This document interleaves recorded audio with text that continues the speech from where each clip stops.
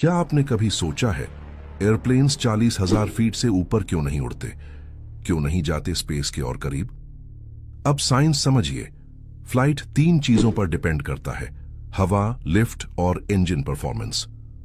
सबसे पहले हवा की घनत्व। जैसे जैसे आप ऊपर जाते हैं हवा पतली होती जाती है, मतलब वायु के अणु कम हो जाते हैं। अब समस्या यहां शुरू होती है।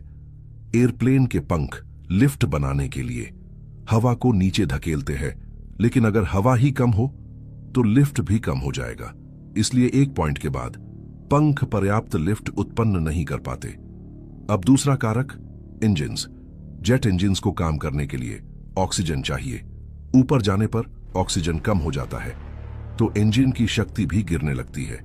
यानी ऊपर जाने से इंजन कमजोर और लिफ्ट कम, दोनों चीजें एक साथ संकट बनती हैं।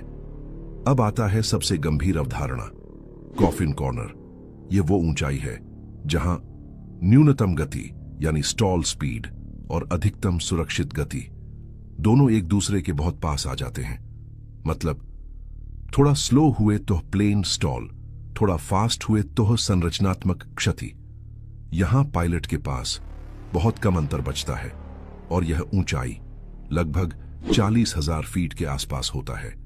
एक और संकट, केबिन का दबाव। विमान के अंदर मानव जीवन बनाए रखने के लिए दबाव बनाया जाता है। अगर बहुत ऊपर जाए तो दबाव का अंतर बहुत ज्यादा हो जाता है, जो संरचना के लिए जोखिम है। इसलिए विमान बनावट ही ऐसे किया जाता है कि वो एक सर्वोत्तम ऊंचाई पर उड़े, जहां ईंधन उपभोग कम हो, इंजन्स सही काम करें और लिफ्ट स्थिर रहे। तो प्लेन्स 40,000 फीट से ऊपर इसलिए नहीं उड़ते क्योंकि वहां जाना असंभव नहीं है, लेकिन सुरक्षित और प्रभावकारी नहीं है।